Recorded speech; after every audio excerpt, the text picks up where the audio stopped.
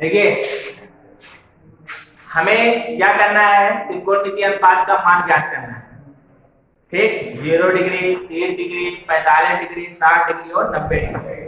ये 4-5 मान आपको बिल्कुल रटा होना चाहिए, लेकिन रटेगा कब? जब आप पढ़ेंगे तब। सोचो कि घर पर बैठ जाए और बढ़िया से वैसे दिमाग में भर जाए तो मुश्किल है। चलिए आ जाइए, आइए आ जाइए, आ जाइए। तो सभी लोग आइए। तो हमें करना क्या सुनिए, त्रिकोणमितीय अनुपात का मान ज्ञात करना है। लाइन चालू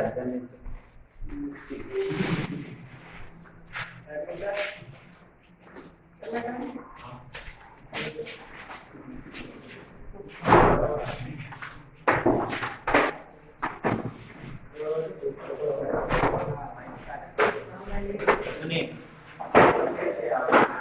हमें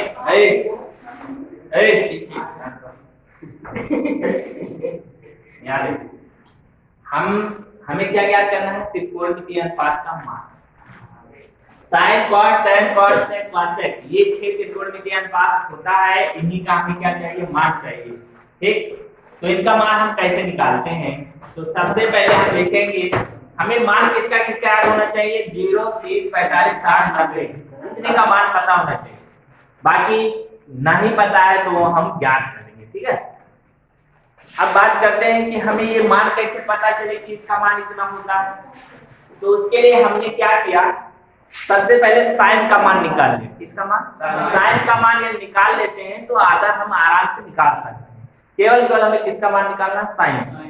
तो यहाँ पर लिखा है साइन के मान के लिए, लिखा हुआ है साइन के मान के लिए हम क्या किए हैं, 0 से 90 तक पूरी गिनती लिख दिए हैं। पहले क्या लिखे हैं, 0 डिग्री, 30 डिग्री, 45 डिग्री, 60 डिग्री, पुनः 90 डिग्री। इतना लिखने के बाद हमने क्या किया, 0 के सामने हमने 0 लिखा, 0 के सामने हमने लिखा 0, और 30 के सामने 1, 45 के सामने 2, 60 के सामने √3, 90 के सामने हमने लिख दिया 4। मतलब 0 से 4 तक हमने संख्या लिख दी। 0 से 4 तक संख्या लिखने के बाद हमने 0 से 4 तक जब संख्या लिख दिया तो उसके बाद हमने क्या किया, सभी को 2 से भाग कर दिए। क्या किए, 2 से भाग। लेकिन साथ साथ जब हमने 0 से 4 तक संख्या लिखा है तो उसका अंडर रूट भी ले लिया है। देखिए 0 का भी रूट लिया गया, 1 का, 2 का, 3 का, 4 का, सभी का रूट लिया गया है और बटे में कितना कर दिया गया है, 2 से भाग कर दिया गया है। ठीक, अब इसका मान निकालना है हमें। तो 0 का वर्गमूल 0 होता है और 0/0, 2 का मान कितना होगा, 0 होगा। 0 को किसी भी संख्या से भाग दिया जाता है तो उसका मान हमेशा 0 आता है, जो कि ये लिखा हुआ है सामने। ठीक है, कोई भी संख्या हो 0 बटे में कोई भी संख्या है तो उसका मान हमेशा 0 आएगा। अब बात करेंगे 1 का वर्गमूल क्या होता है, 1, तो 1/2 आ जाएगा। √2 लिखा है और नीचे क्या लिखा है, 2। तो इसको यदि हम सरल करें तो 2 को लिख सकते हैं √2 गुणे √2, मतलब 1 अंडर नीचे 1 अंडर ऊपर कट जाएगा तो ऊपर बचेगा 1 और नीचे बचेगा √2। अब यहाँ पर तो कटेगा है नहीं, इसको ऐसे उतार दिए। 4 का वर्गमूल 2, 2/2 का मतलब 1 हो गया। तो ये हमारा तुरंत क्या हो गया, मान मिल गया। मतलब साइन 0 का मान 0, साइन 30 का मान 1/2, साइन 45 का मान 1/2, साइन 60 का मान 3/2, साइन 90 का मान 1। हम क्या किए, सभी का मान यहाँ पर रख दिए साइन का। यदि हमें साइन पता हो गया तो साइन का अपोजिट उल्टा कर दीजिए, उल्टे क्रम में लिख दीजिए साइन को, तो हमें किसका मिल जाएगा, cos का। देखिए उल्टे क्रम में ये 0 से 1 तक लिखा है तो इसको 1 से 0 तक लिख देंगे तो cos का मिल जाएगा। 1 लिख दिए, √3/2 लिख दिए, 1/√2, 1/2 0, उल्टे क्रम में हमने लिख दिया तो हमारा मिल गया cos, सभी अंक का मान मिल गया। ठीक, अब हम tan का ज्ञात करेंगे। तो हम जानते हैं कि tan बराबर होता है sin/cos। sin/cos अर्थात यदि हमें tan चाहिए तो इनको इसको भाग कर दो, इसको इसको भाग कर दो, इसको इसको इसको इसको इसको इसको, तो हमें tan का मान निकल आएगा। देखिए 0/1, tan 0 का मान चाहिए तो sin 0/cos 0 होता है। तो साइन 0 का मान 0, cos 0 का मान 1, 0/1 का मान क्या होगा 0। 0 को किसी भी संख्या से भाग दिया जाता है तो उसका मान हमेशा 0 आता है। तो 0/1 मिल गया हमें 0। ये किसका मान हो गया tan 0 का मान। हम बात करेंगे tan 30 अंश के मान के लिए।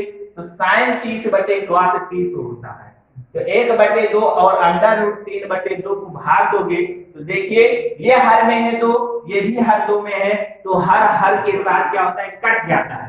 अंश वाला कटता है, यदि भिन्न में है तो डबल भिन्न दे दिया जाए तो क्या होता है हर के साथ कटता है, अंश के साथ। ठीक, तो यहाँ पर 2 से 2 क्या होगा कैंसिल हो जाएगा, तो बचेगा 1/√3, ऊपर 1 नीचे √3, 1/√3। यहाँ पर भाग देंगे, दोनों एक ही तरीके से लिखा है तो दोनों कटकर कितना आएगा 1 आ गया। यहाँ भी 2 से 2 क्या होगा कैंसिल होगा, तो बचा क्या √3।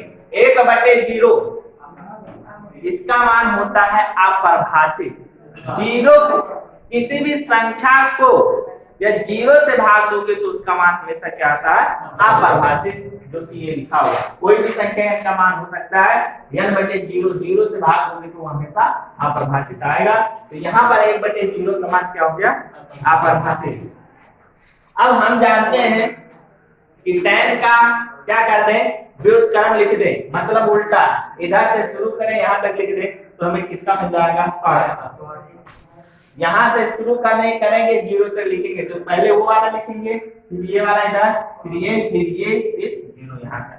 तो tan और काट एक दूसरे के अपोजिट उल्टा लिख सकते हैं। ठीक, अब बात करेंगे सेक।